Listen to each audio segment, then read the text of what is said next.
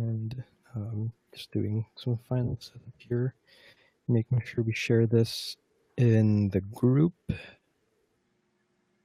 Loading.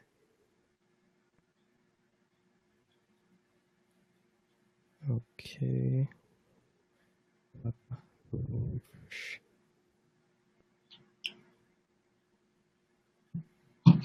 Oh, okay.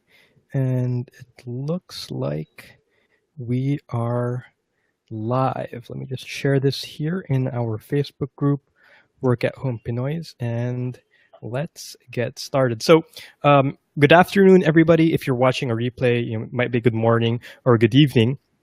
Today we have Fitz Villafuerte with us, who is the founder of the blog Ready to Be Rich and also of 199jobs.com. He's also an author. He wrote the book A Guide to Investing, which is a very good book if you want to start investing. Thank you once again, Fitz, for agreeing to be interviewed. I'm sure our audience is very happy to have you here. Hello, everyone, and thank you for inviting me. It's always a privilege to be interviewed by people who run successful communities such as you, Jason. No problem.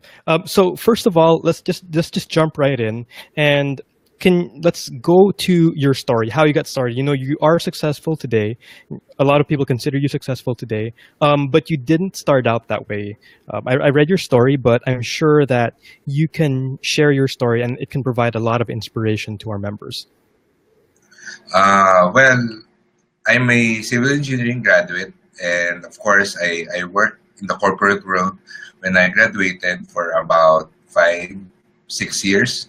The thing is, when I was working in the corporate world, I felt that it wasn't really for me, having a routine 9 to 5 job. So I guess it's part of my personality that I wanted to be more. I wanted to have more freedom when it comes to my schedule. So that's when I started to explore anything that I can do on my free time. But also, I was having an employee mindset. I was also looking for a way to have a higher paying job. And during that time, a friend of mine who was working as a programmer in Singapore told me that there was a high demand for freelance. There was a high demand for programmers in Singapore. And so I thought to myself, I could maybe freelance as a software programmer. I could self-study because I was not really well versed in programming then. And at the same time, after I got the experience, I can probably move to Singapore and find work there. So that was the original plan that launched everything. Why did it launch everything? Because, of course, I needed freelance work to gain experience when it comes to IT because I was working in the engineering field back then. So I started contacting my friends back in college who were computer science graduates, and I asked them if they have any freelance jobs that they could outsource to me.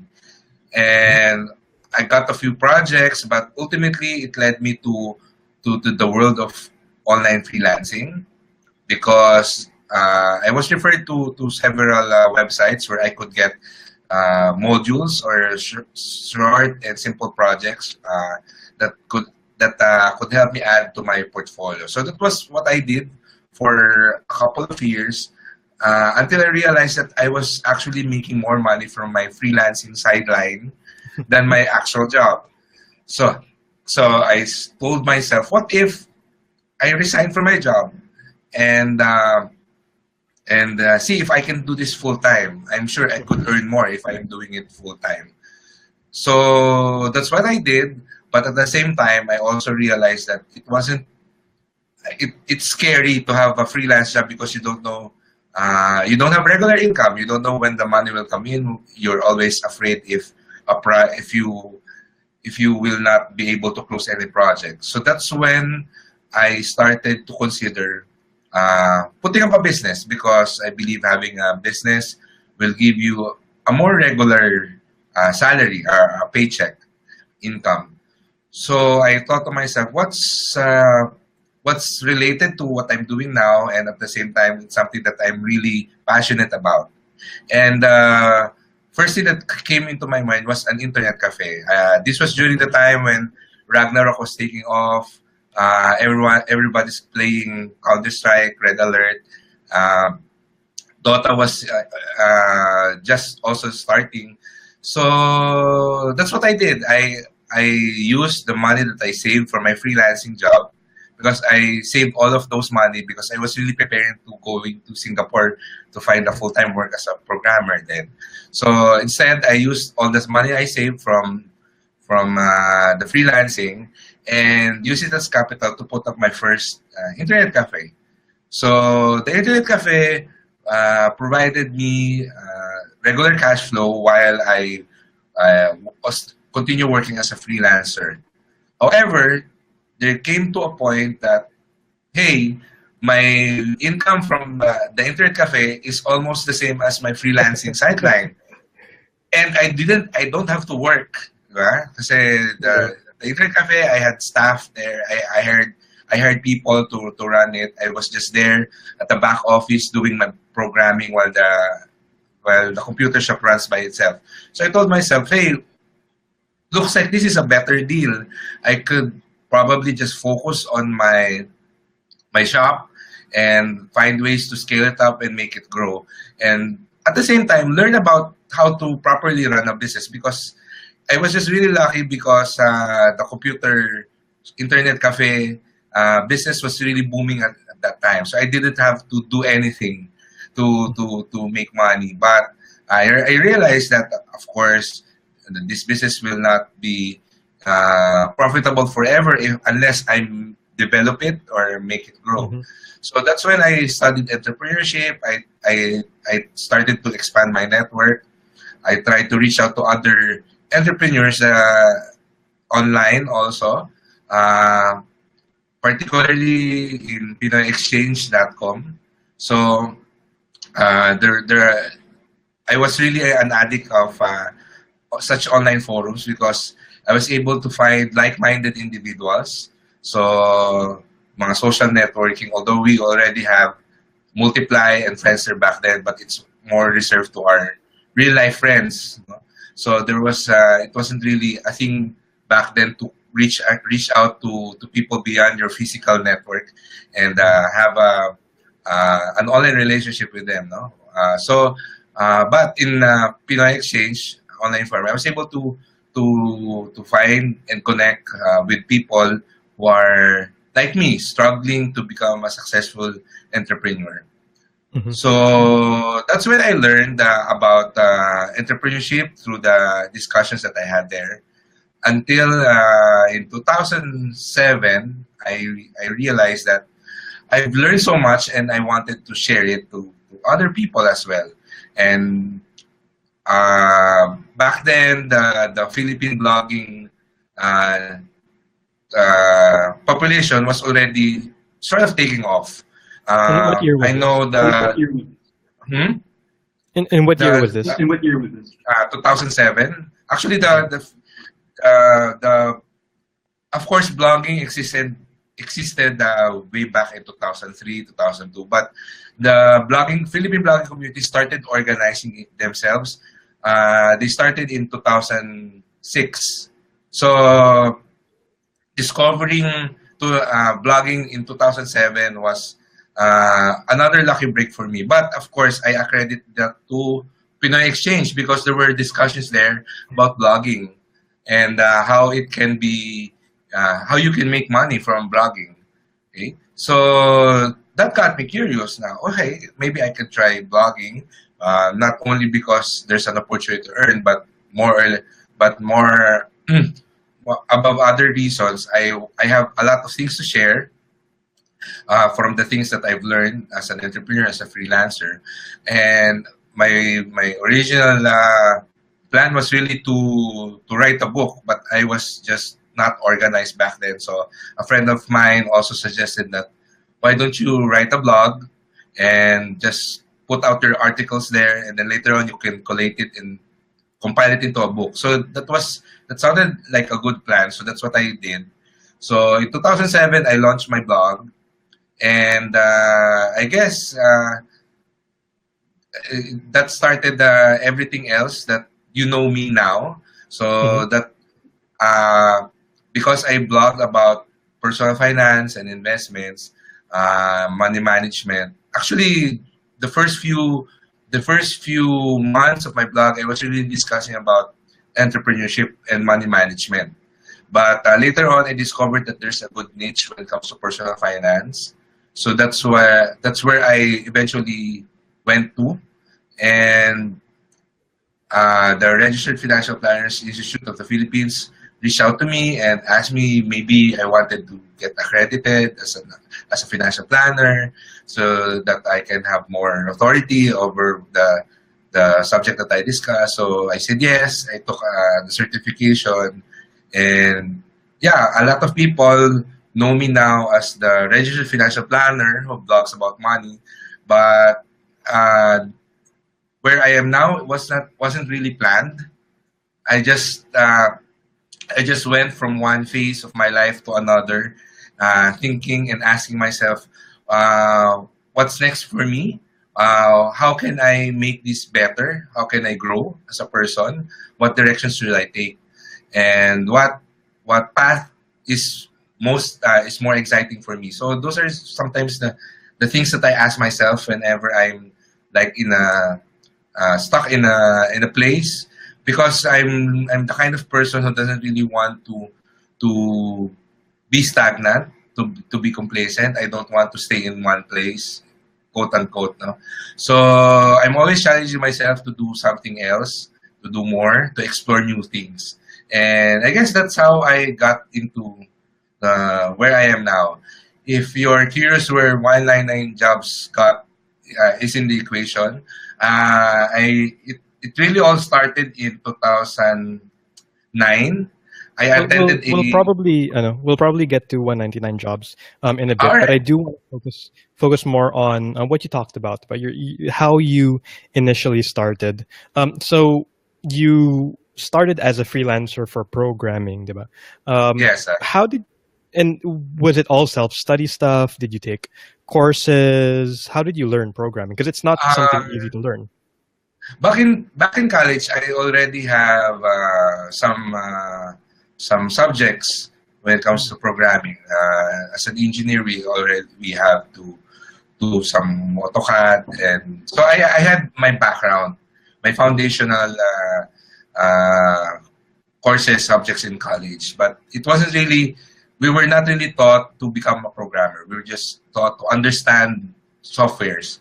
So when I ventured into freelancing, I really did a self study. A friend of Mm. mine sent me his book, and that's what I read. I practiced, and then uh, actually the best learning experience was getting the modules, because I was forced to learn specific things, no, not just simply following a tutorial and creating those hello world type of very simple uh, programs, no. So I was really given like, I remember my first assignment was create a user create a login page. Mm-mm. So that was very specific, but it was also simple enough for me to research, and of course I could always ask my friends to help me how to do this, no, etc. So And yeah, it was and you added very, these projects parang to your portfolio din, di ba? yes, yes. Oh, actually, that was really the plan, the original plan, to get to learn, and then probably be part of a big project so that I can add it to my portfolio, and which will be added to my resume so that I can apply for a programming job in abroad. No? So that was the original plan that launched everything else. No? Oh, and I think I want to point this out to our audience because we do get a lot of questions from the audience, like they don't have it. Fitz, are you still there? Oh, there we Yes. go. we got disconnected for a little bit. So a lot of our audience is concerned that they don't have experience, and I want to point out that example that you gave. Parang work on sample projects first, and then you can add them to your portfolio and show them to clients. So, kahit wala kang experience, you can get experience, even though it's not experience for like an actual client project. It's still working experience that you can show off in your resume, in your profiles. Like in all our courses, because we teach courses, we always have those module projects that gives really the people that experience. And for those that don't have experience, you can just get experience, just practice. We see that very often talaga. You mentioned earlier that you transitioned, diba, from a freelancer and then you started your internet cafe, right? Yes, yes. So at what point, and it's a big leap kasi it's scary, but you have to put down a lot of money, and then when you're starting a business, you're not really sure if you're gonna earn from it or not. So how did you parang get that courage to get started? Uh, it wasn't really trying to get the courage, but for me the thinking was really I was more scared of freelancing because I know that the money is not regular. So I really asked myself, what, since I want to leave the corporate world, what else can give me regular income? And the answer that came to me was, why don't you put up a business? Because at least a business, you have daily sales, etc. So that it wasn't really a big giant leap towards entrepreneurship, but for me it was like more of a necessity. I needed to have, I still need to have regular income, and I thought to myself, why don't I put up a business? And it was it was really good that I was a saver already back then. So because I had a regular job, all the money that I saved from the freelancing, that was the one that I used for capital for the internet cafe. I actually started with just 6 computers, so it was really small. And these 6 computers, they were all second-hand computers. I didn't buy new ones because the first, well, when I was starting the game that a lot of people play was just Counter Strike and Red Alert. So you didn't really have need to have an internet connection Yeah. back then.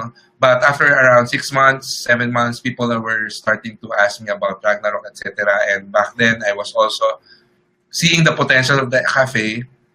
So I guess that was the big leap when I decided to focus more on the business and not accept that many freelancing projects. So what I did was I decided to, okay, uh, I will I will I will start to decline some freelancing projects because I want to spend more time on the internet cafe, because I see that there's potential, but you cannot really know if you're correct unless you try it. So I said to myself, okay, let's see where this internet cafe will take me. Since I'm always full and I have enough money to probably buy a few more computers and do some renovations, expand, and I try to look for a new a bigger place. So that's exactly what I did. I expanded from 6, I became 14 computers. My the most number of computers that I had was actually 24 computers. So that really got me into entrepreneurship, and that really got me interested into running a business. So I guess that's it. Oh, that's thank you for sharing that with us. And I think from my side and a lot of successful freelancers, we also have that fear na baka this client, will fire you, because you're right.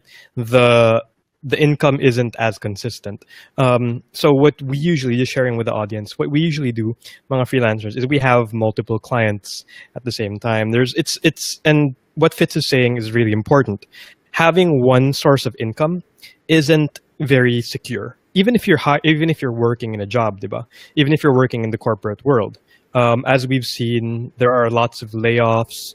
Even mga managers, they get laid off if there are mga downsizing and stuff like that. So having multiple sources of income, whether it's through freelancing, multiple clients through freelancing, through business like internet cafe or online business, and I'm sure like through financial instruments as well, it's important to have that, so that when one thing fails, you always have a backup. Parang don't put all your eggs in one basket, diba? Yeah, I remember uh, I was able to talk to an HR, and they said that when there's a need to downsize a company, they usually look first at the people who have the highest salaries. So don't be so complacent if you're already a supervisor or a manager, because the company can just lay you off, and they'll be able to save a lot of money by just letting go of one person rather than removing five, six rank and file Mhm. people, right? So yeah, being having a job is having just one source of income is not really secure, especially if that one source of income is just your corporate job. No? So it Mhm. really helps to have multiple sources of income. And I think I read somewhere that millionaires have at least eight sources of income. So Oh, ask yourself, how many sources do I have? So if you want to be a millionaire, so you should have at least eight sources of income. So that's something to consider. okay. Thanks for sharing that. So I want to go back to your story a little bit, and I read from your website that you call this period probably the jump starting period, where Yeah. you're so busy working, you have no time for your family, you have no time for friends. So talk about that a little bit. What was your experience, and do you think do you think it's worth it not to to sacrifice that time, sacrifice having fun for the jumpstart period? Yes, I would say, first of all, I would say that it is worth it because, well, look at all the time that I have right now. Yeah. So I was able, I sacrificed a few years of my life so to be able to have all the time in the world right now for the rest of Mhm. my life. So I would definitely say it was worth it. But of course, it's hard to think about that when you're at during that period. So you would always have self doubt. You would always ask yourself, is will this really be worth it? And I guess the thing that really motivated me to continue was because I was actually doing something that I like or I was really passionate or interested about. So first of all, when it comes to programming, I actually enjoy it. No, I'm a geek, so I like thinking about algorithms, analyzing algorithms, trying to find a way to make a program code shorter, etc. So that was really something that I like. When it comes to the internet cafe, it was also something that I love doing because I love playing video games also. So it was really along my interest. So when I get tired from programming, I just go out, take a sit in one computer and play Ragnarok or play Dota or yeah, play with the kids in the cafe, you know. So it was, even though I had no time with my with my friends and of course doing the things that I used to do before I started jump starting. It was replaced by something that kept me busy, kept my mind challenged. So I have uh, I have replaced those bad habits with something more productive, I would say. That's what I always say. Because before that, I used to, of course, watch a lot of TV. I used to go out with friends who would hang out in bars. Of course, who on weekdays we would have coffee, just talking, etc. I'm not saying that those are bad. I would say that those are not productive in a way because you don't have any output afterwards. Of course, Mhm. it's good to spend time with your friends. It's good to watch television as a form of entertainment, etc. But I replace those with something that will eventually produce an output. Okay, so which is focusing on my business and doing some freelance work. So the important thing there, I guess, is you can only do that for a few years, because after that you will burn out. So the the plan there, the advice there is to have a plan. Eventually, what do you want to do, or how do you want to transition? Because the job starting period, you can probably survive that for around 2 or 3 years. Beyond that, you'll start to burn out. No, Mhm. so you ask yourself, I need to have a plan. I need to have a 3 year plan. After that, how do I uh, move towards doing less, or probably doing something different, so that it will keep you challenged. But so doing the same thing day in day out for around 2 or 3 years, that will become eventually a burden to you. So I guess that's how I survive it. I found something interesting, something that I love, and at the back of my mind, I had a plan that I will not be doing this forever. So Mhm. this is what I'm just doing for now. Okay? So I guess that's it. And I think that's very important, having that vision, because and I'm sure I've gone through that jump starting period, and everybody who is successful, but they've gone through that jump starting period, and having that vision of seeing where you want to end up is really important, or else you'll really lose the motivation. Like what Fitz said, you're gonna have to sacrifice like 2 years, 3 years, before you get the rewards.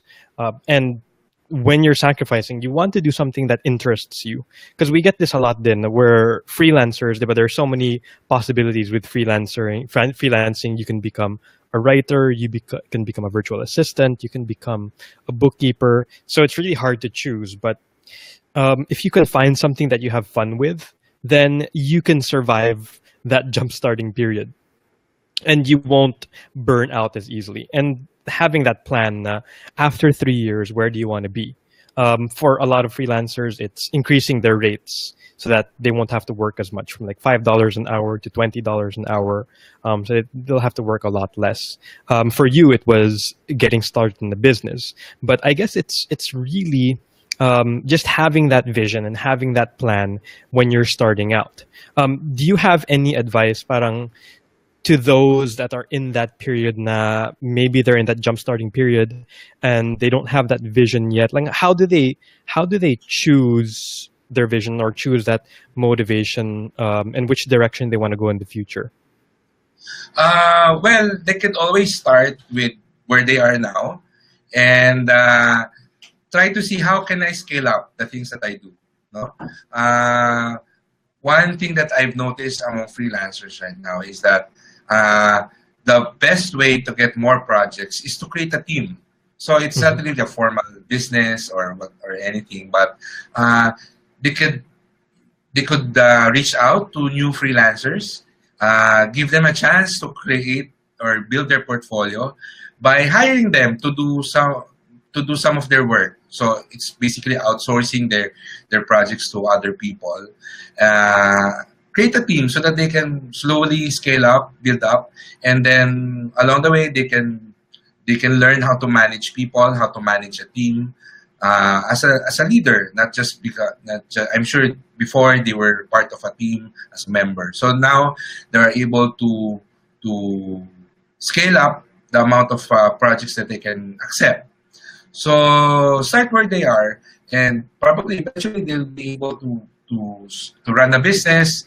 Uh, I know someone who was able to really outsource 80% of the work she does to a team, so that Wow. she has so much free time, she was able to put up her own business, because that was something that was she was planning all along. No?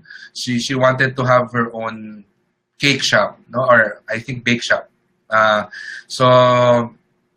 so when she was able to outsource most of her work to a team, she had more time to study baking and put up her own pastry shop. No, so that's how you do it. You start where you are. You try to scale up. Try to find ways so that you don't need to dedicate as much time as you used to with the work that you're doing.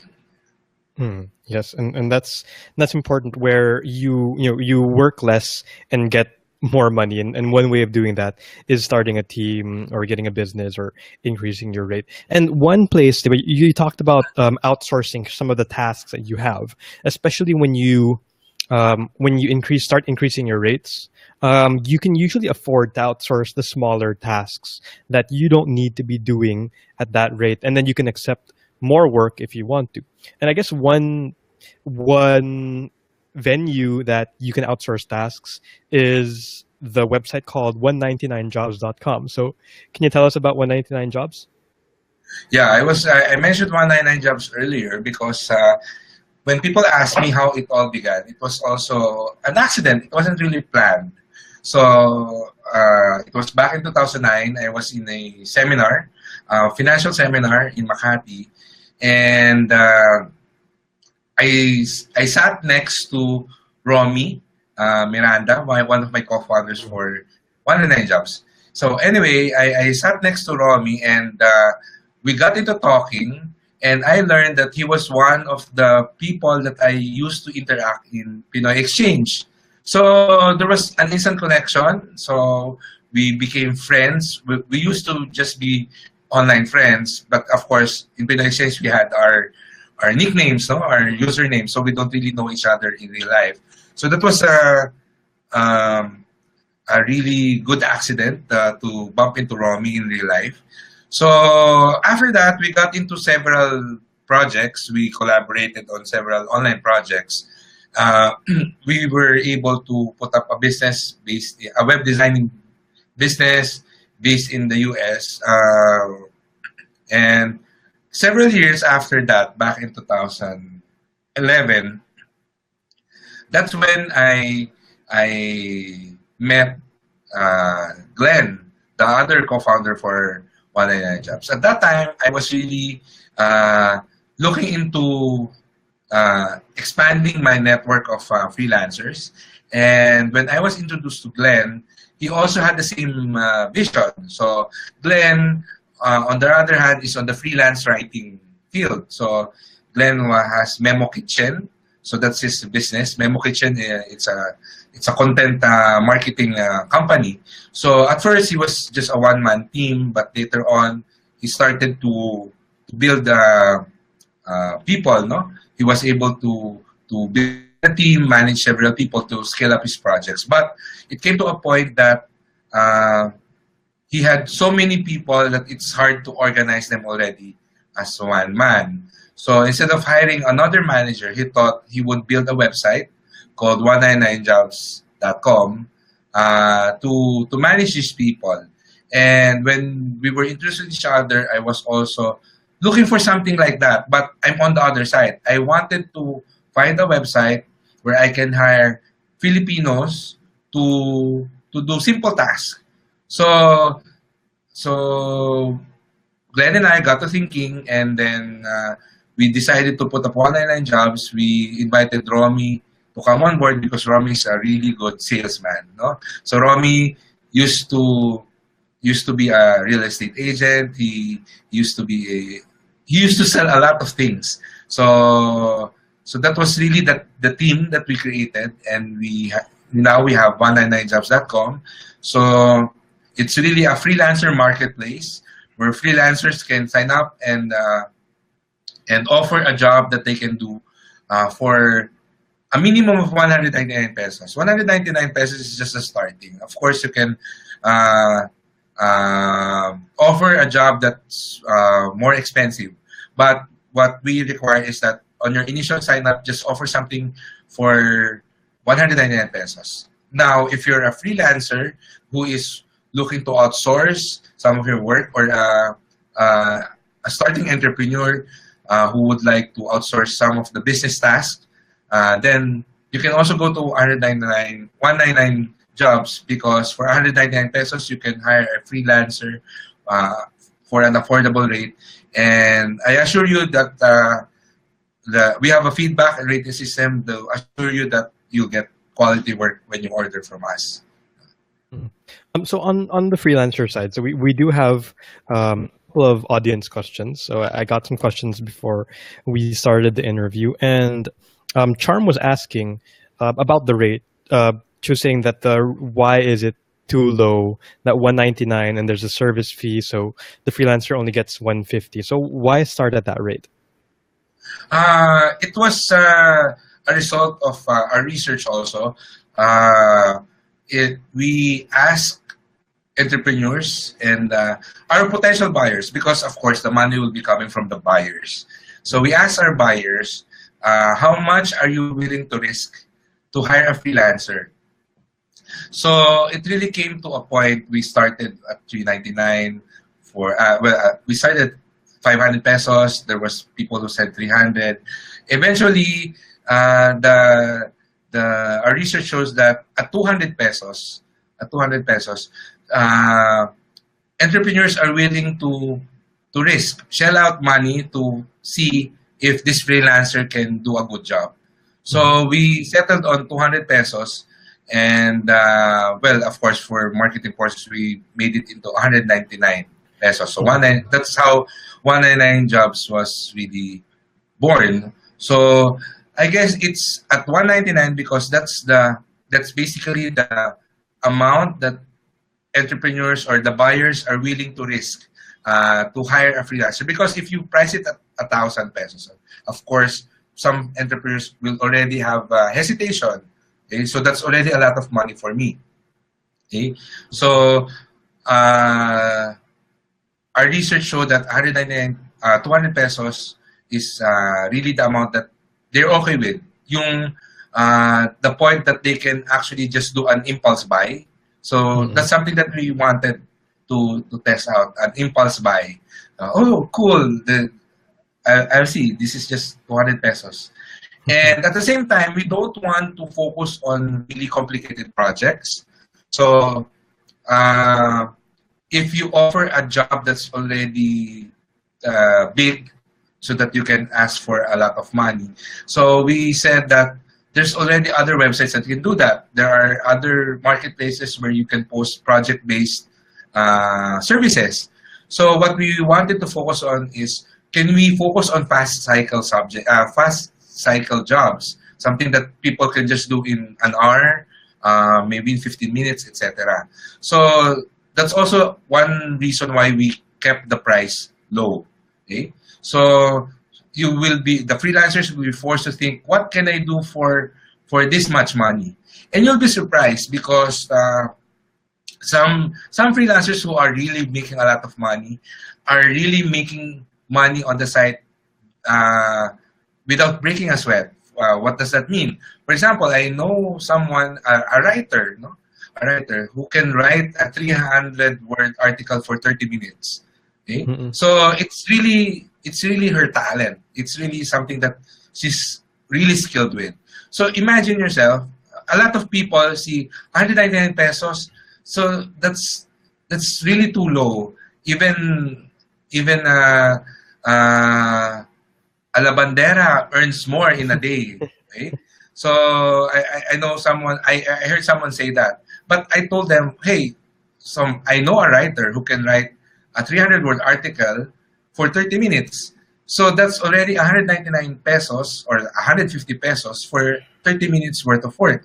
So she's able to accept 4 to 5 jobs a day. So that's around, what, 2.5 hours of work, and she earns around 600 pesos, 500 pesos from that. So it really depends on the perspective of the freelancer. You can either have a bad impression about the site, say it's too low, and just dismiss it, or try it out, and you'll see that if you can really find or offer a job that you can do even if your eyes are closed, then you'll be able to earn a lot. I know a lot of people who take advantage of the fact that a lot of freelancers get discouraged when they see 199. So what they do, they upload different types of job. I even see jobs on the site that is offered just by one person. So that person can do VA, they can do email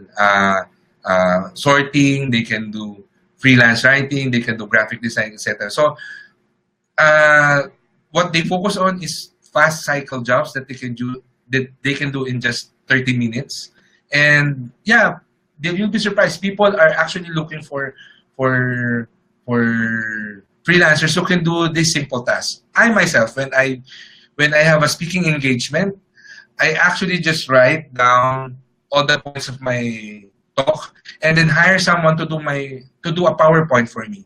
So my simple instructions there is that I want these words on the slide prominently, and then you just choose whatever template that you want. So I hire someone from 199 Jobs, and for 199, she's able to create a PowerPoint presentation for me in less than an hour, and I'm sure she just creates a customized template and then just plugs in all my data there, and I'm happy with it, and she's happy with it. I know I cannot expect the animations for 199 pesos, but I personally I also don't like the PowerPoint animation. So that works out for me. I just need something simple, something clear, something presentable. So instead of me spending an hour writing or creating this PowerPoint, I just outsource it myself. So Mhm. who would have thought that you can be hired to do a PowerPoint presentation, di ba? So a simple PowerPoint. So that's the challenge that we always give to freelancers. Don't let the price discourage you, but instead challenge yourself. What can I do for 199 pesos, or what can I do for a short amount? Oh, Fitz, let's. I think I got disconnected. Uh, he's frozen. Let's. Fitz was in the middle of explaining this. Oh, and he is gone, but I'll have him back here. Sorry about that, guys. Fitz got disconnected, but I'm giving him the link again so that he can join. He can join the chat room. Um, so we're just gonna wait here for a moment, but I do like the premise of 199 jobs, and just adding to what Fitz said, you don't have to really stick to 199. You can also do add-ons with 199, so you can have like the base level job 199, like write a 500-word article, and if they want 1,000 words, then it becomes like 500 pesos. So you can have add-ons as well. And one thing that you can do, one strategy with low-cost marketplaces is that if you impress clients, then you can get them on longer term projects. Maybe they will invite you for monthly projects instead of just that one simple 30-minute or half-hour project. Okay, so I suggest you guys try it out. And if you're not succeeding on Upwork, if you're having trouble on online jobs.ph or Hubstaff Talent, you can try it out. It never hurts if you have the free time to do it. Then why not? Just build your portfolio, build your experience, especially when you're starting out. And then later on, you can get more high-paying jobs, either with the same website or with other online job portals as well. So I will answer a couple of questions here while we're waiting for Fitz to come back. It seems like he's having some technical issues. So there is, I'm just going to read this here because I think this question is directed to me. Tamara Della Merced Cruz is asking, I'm really interested in enrolling in your courses. I'd also like to create my portfolio, but I already have a home-based job. What I'm confused about is what difference would it make once I enroll to the courses that you offer? So the courses that we offer, it really depends on which course you take. If you're taking something like the Virtual Assistant Bootcamp, it's focused on getting you your first job online, so that might not be for you. And if you're interested on increasing your skills, our online courses have video tutorials and assignments for increasing your skills. So you not only just get the lessons, but you also get like assignments that you can do. Just like what Fitz said when he started out, he learned a lot doing the activities and the modules and the projects. So we do have sample projects for you, aside from giving you like step-by-step and detailed instructions. And we also have some, depending on which course you enroll, we also have some best practices like for your profile and for your cover letters, which a lot of freelancers have found success with. Okay, so there is something I want to point out from what Fitz mentioned, and that is when he moved from when he was starting out with when he started out the 199 Jobs website, he met Rami and Glenn, which were his co-founders. So Rami Miranda and Glenn, these two guys had their own agencies. They had their own web agencies. So Rami had a web design agency, and Glenn had a content writing agency. So these were previously freelancers who wanted to expand, who wanted to earn more. So the way they did it is that they started these different agencies. And this also answers Julius Guevara's question. Due to hard work and diligence, after waiting and learning for 7 months, I was able to onboard 4 local clients doing social media marketing. But clients keep on inquiring now, and I can't cope up with the demand. Is it a good validation that I should start a social media marketing agency? So to answer Julius's questions, you do have a couple of different options. Your first option is to actually increase your hourly rate. If you are getting, if your the demand for your services is higher than the supply, meaning the hours that you have, then you can start increasing your rate. That means that you're doing a good job, clients want you, so you're probably undercharging. So one way is to, we have, and Fitz is back with us. Fitz, are you there? Oh, Hello. Yeah. hello, there. Fitz is back with us. Thank you. We Yeah, had sorry, karoon ng internet connection problem. no problem, no I'm back. problem. I was just in the middle of answering some questions while you were gone. I'll just flash this for you. So probably you have some input then as to Julius's question.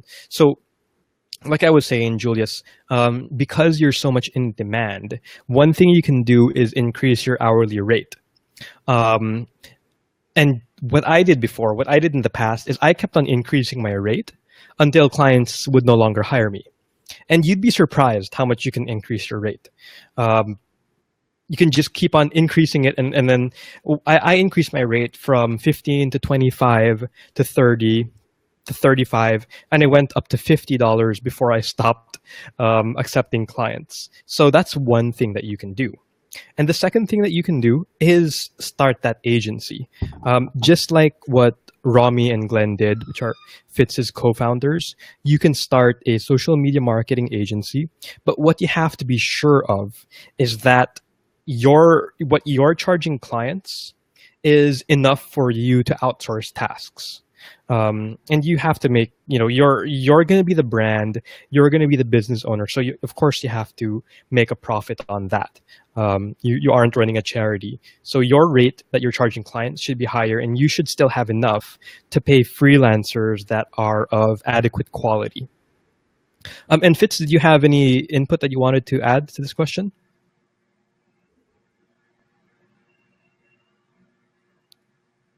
Fitz, are you there? Hello? Hello? Hello. Yes. Can you hear me? Yeah. Okay. All right. Did you also want to answer this question? Yeah. You said that. Well, I would also say the same advice that he should first try to increase his rates.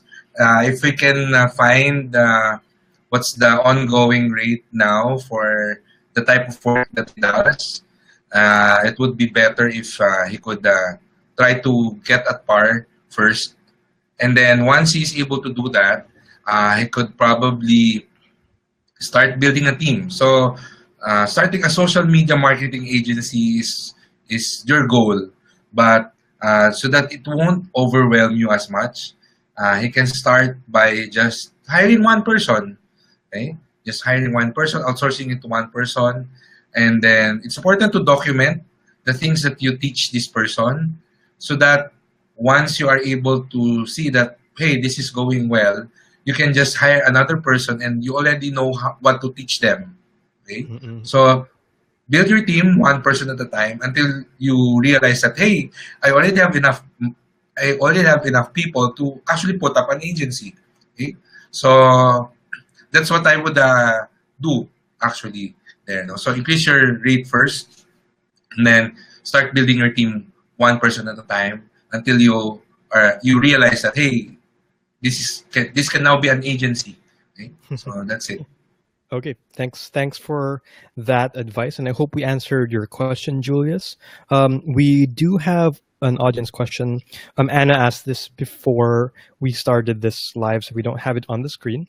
But it's similar to this question as well from Mark Anthony. So if you were to start over, where would you start, or what would you do differently to be successful in business? That's hard to answer, but I'm sure I would still start in the corporate world because I've learned a lot from there that I don't think I would learn anywhere else. Mm-mm. Uh, one of the things that I learned in the corporate world is how the corporate world actually functions.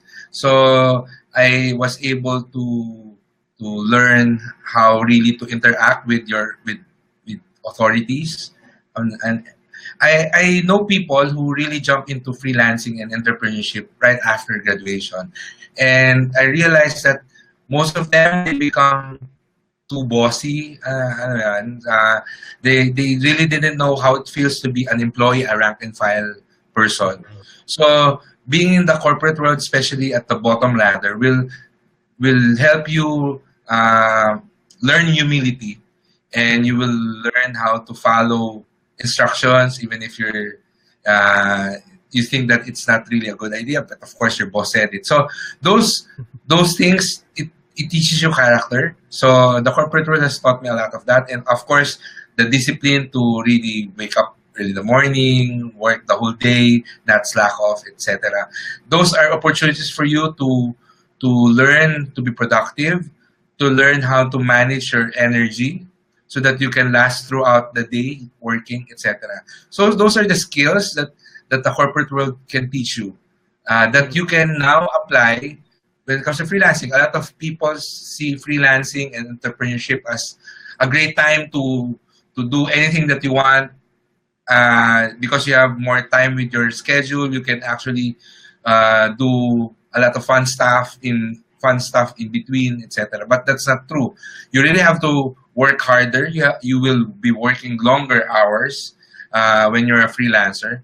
So if you cannot survive the challenges of a corporate world, then you will probably not survive freelancing as well. So yeah, I would start in the corporate world again because that has taught me a lot of things, a lot of skills, a lot of personal motivation that I have allowed me to survive freelancing and entrepreneurship.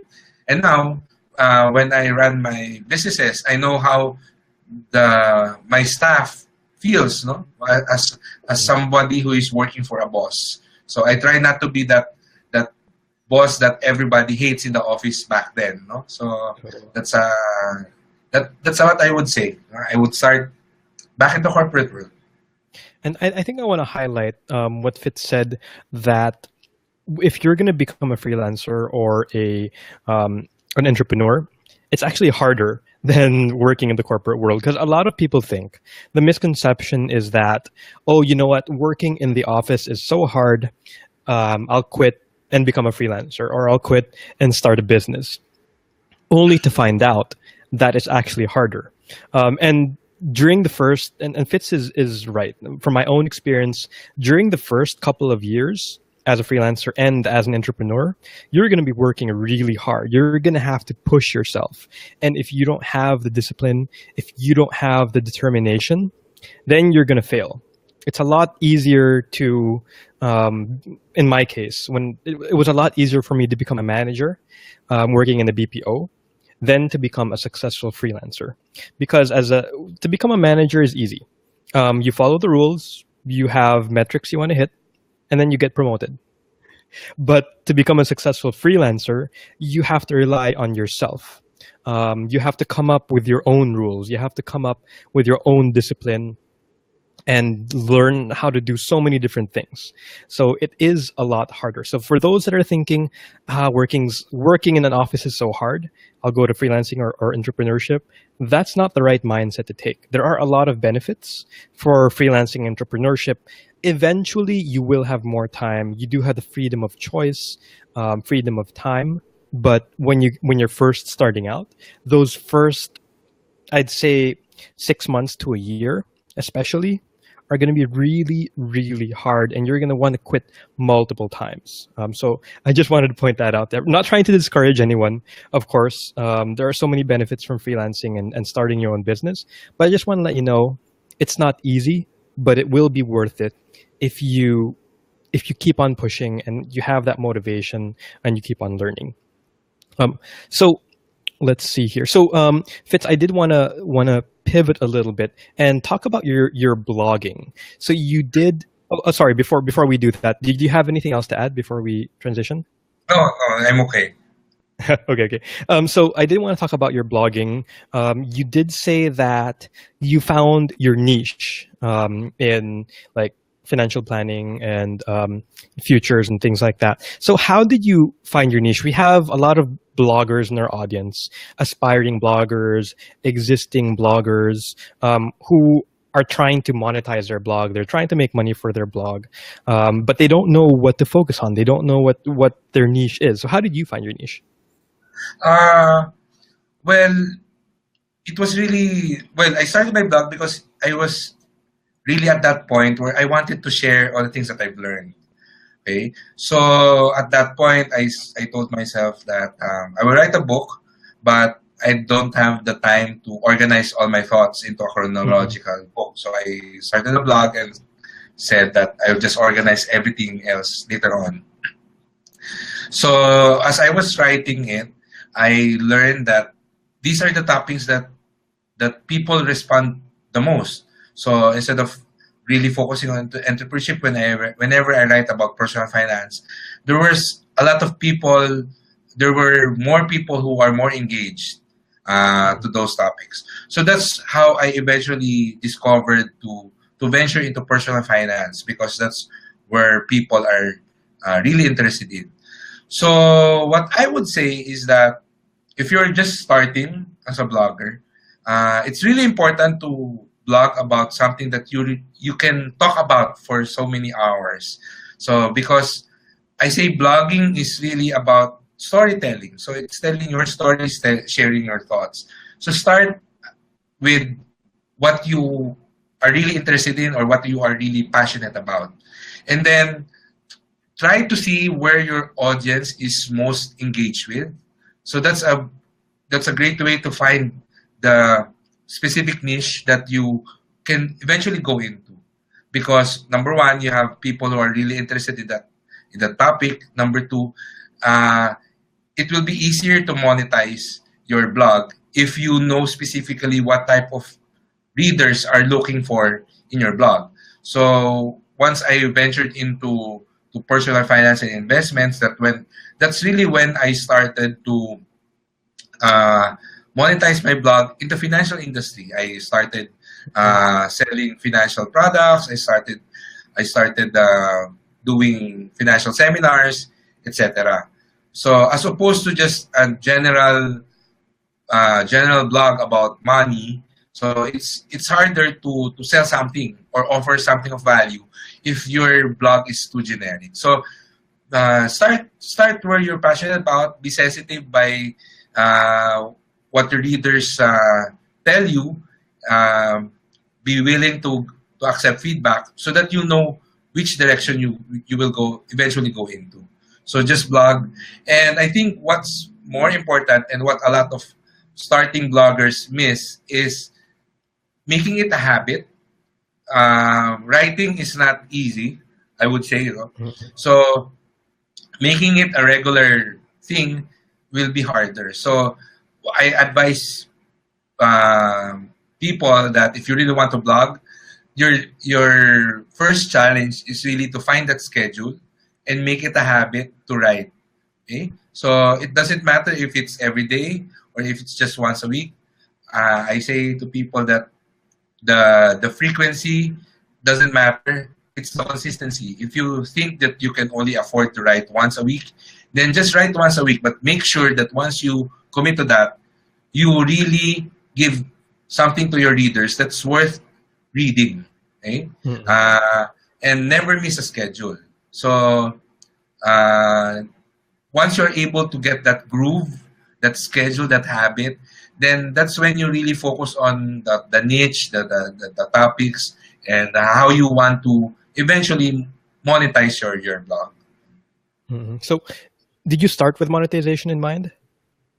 Uh, well, a friend of mine suggested that I should put ads, so that's just what I did.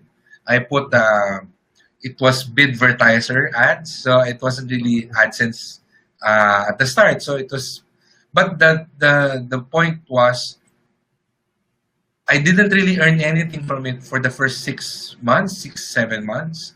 So someone just told me that put ads there. Okay, I'll put ads there. But looking back, I would say that it's good to put ads already on your blog because your readers will get used to it. But don't put too much. Okay? So Mm-hmm. just put ads because eventually when you start to monetize your blog with or someone a direct advertiser would approach you, then you already have the space to put the ads on. So I would say, yeah, put your ads on the blog early on, but don't expect to earn anything from it for the first 6 months. No?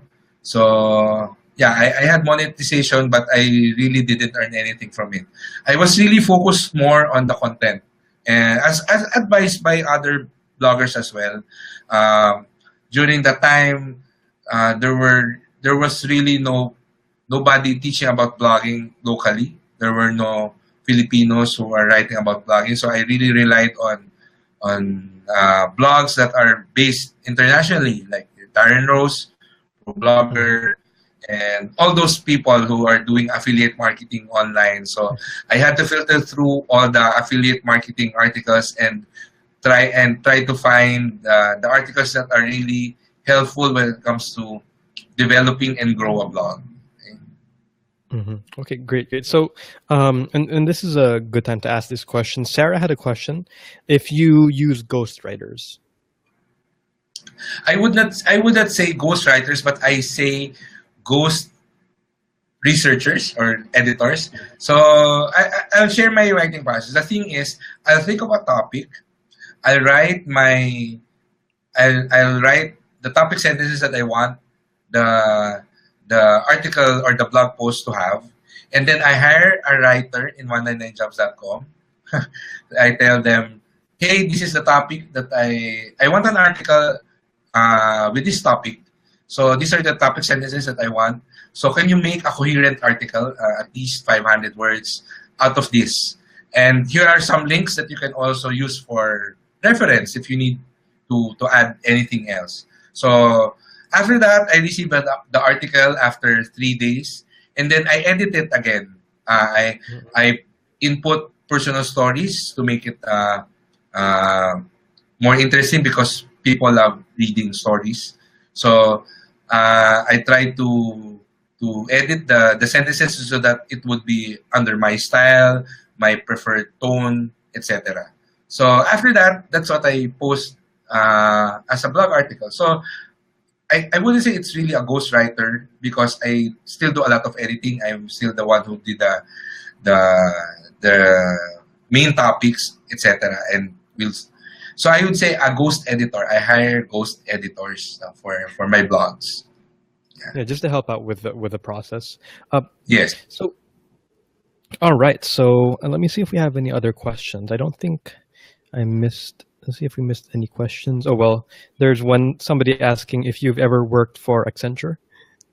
No. No. I've always worked in as an engineer. So I was a purchasing engineer for GE Summit. I was a port engineer for Asian Terminals, ATI, so South Harbor. So my corporate job has always been in the engineering field. Yeah. civil engineering field in particular. Yeah. So Fitz never worked for Accenture, just to clarify that for everybody. Oh, Alan Ngo said hi, everybody. So Alan Ngo is a common friend. He's the guy who hooked us up. So hi, Alan. A couple of other people said hi as well. It seems like we're closing out.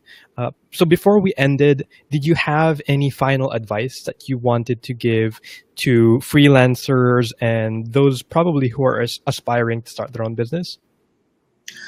Yeah, I would say that, well, of course, there are already a lot of advice when it comes to success and work and passion out there. What a lot of people don't really focus on is productivity. And I guess that's the advice that I would like to tell people. Focus on your productivity. There are a lot of productivity tools and strategies out there. And try to find which one will work for you. Okay, so a lot of people will simply say make a to-do list, plan out your day, the plan ahead, etc. But these are just generic advice when it comes to your productivity. I would say what really helped me become what really helped me to become more productive, what helped me to really produce a lot of output. What helped me to finish a lot of projects is when I started to find strategies to make use of my time. For example, instead of having a to-do list, I have a personal Kanban. I don't know if you're familiar with that. And instead of a planner, I actually have a big whiteboard where I use Post-it notes to put the things that I do. So because I'm very kinesthetic when it comes to stuff, so I prefer these types of productivity tools. So it's really up to you to find yours. One thing that also has helped me is I'm sure you've heard of the Pomodoro technique. So when I'm working, I try to take 5-minute breaks every 30 minutes. So some people would find that irritating. Some people would find that 1 hour, a 10-minute break every hour would be better. But me, I like 5-minute break every 30 minutes of work. So what I'm saying is that there are a lot of strategies out there to make you more productive.